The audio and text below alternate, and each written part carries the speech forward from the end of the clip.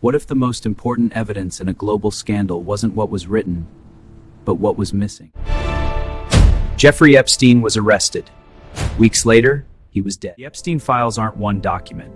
They're fragments. Pages, released across years. Often, they don't read like answers, they read like a maze. The files don't prove crimes. They prove access. Planes, private islands, private meetings with public figures. Appear once, some appear again and again. Here are the sealed sections. Testimony removed, evidence ruled irrelevant, not because it lacked importance, but because it had. Epstein didn't build this world alone. Suggest a system, lawyers, money, protection, no sweeping trials, no public reckoning. The Epstein files don't prove everything. How power survives exposure. In the modern world, truth doesn't disappear, it fragments. Silence doesn't mean innocence. Jeffrey Epstein's death was treated like a conclusion. But what if it wasn't the end of the story? When Epstein died, something strange happened. Investigations slowed, cameras moved on, and attention evaporated. Epstein was the perfect ending.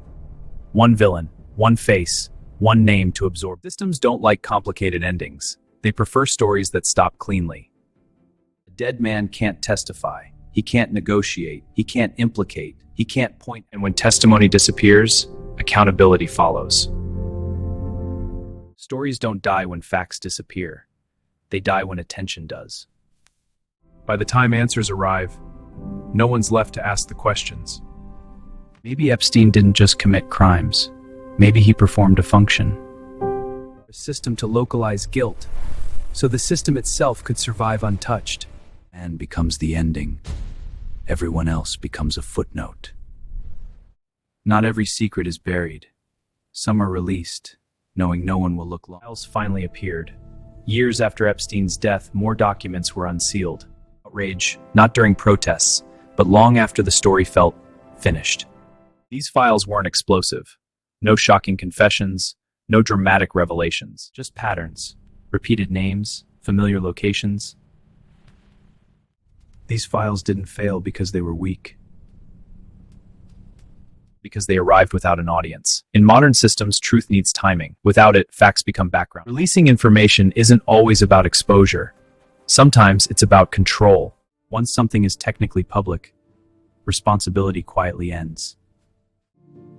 Maybe these files were never meant to matter. They weren't important, but because they were released in a way that guaranteed they wouldn't change anything. In the end, the system didn't hide the truth. It archived it.